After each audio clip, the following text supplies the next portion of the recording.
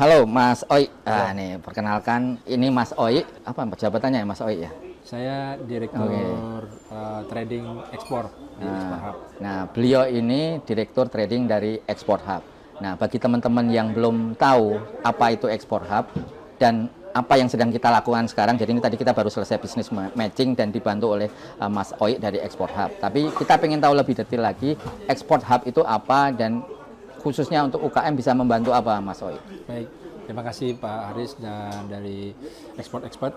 Jadi Export Hub ini adalah sebuah ekosistem yang tujuannya untuk membawa produk atau brand Indonesia bisa masuk ke pasar dunia.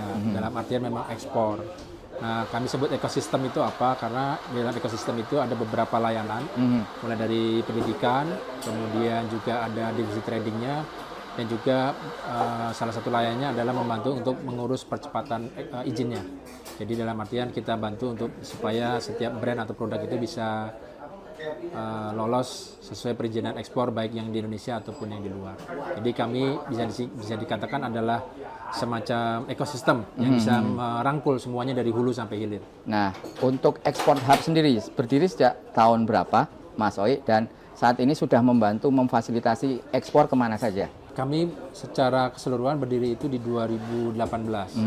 Dimulai dari layanan pendidikannya, kemudian bertambah dengan lain-lain, mulai dari tradingnya, ekspornya, dan juga bagian perizinannya gitu. Nah, bisa dikatakan memang market terbesar kami masih di Asia, gitu. Dan tapi juga kami juga mulai merambah beberapa benua yang lain, Eropa, kemudian Australia juga, tentunya dibantu dengan Bapak juga ini bisa masuk ke pasar Australia. Dan kita juga tidak dalam waktu dekat ini juga merambah ke negara-negara Middle East seperti itu. Jadi memang hampir semua negara kami ekspansi, tapi memang masih di Asia utamanya. Oke.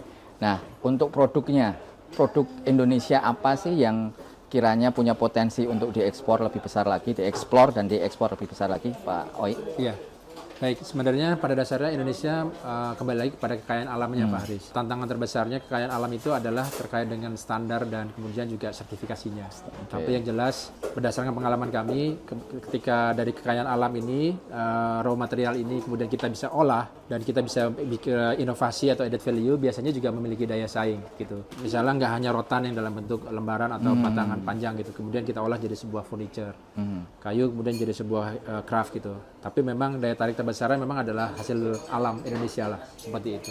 Oke. Terakhir Mas Oi, tips dan triksnya dan harapan Mas Oi khususnya untuk para pelaku usaha Indonesia khususnya UKM bisa naik kelas itu seperti apa? Ekspor itu memang tidak mudah, teman-teman semua, bahwa ekspor itu sebenarnya suatu hal atau suatu proses sebenarnya.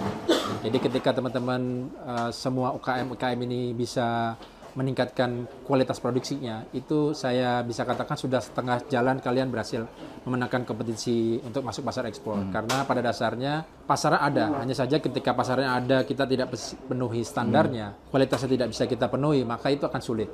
Jadi teruslah meningkatkan kualitas produksinya, tidak hanya dari sisi packaging saja, tapi juga dari sisi lisensi atau perizinannya dan standarnya. Karena kalau itu sudah lengkap, maka pasti buyer akan mencari gitu. Seringkali adalah bayarnya ada, begitu kita minta ternyata belum belum siap ya. Belum siap gitu. Jadi teruslah berjuang sampai ke situ dan mudah-mudahan nanti makin banyak produk Indonesia yang bisa kita bawa ke pasar dunia. Oke, terima kasih Mas Oi dan harapan kita kegiatan seperti ini tidak berakhir di sini, tapi ada kegiatan-kegiatan lain yang serupa atau lebih advance lagi ke depannya. Baik, Pak. Oke, terima kasih Mas Oi. Ya, terima kasih, Pak. Sama-sama.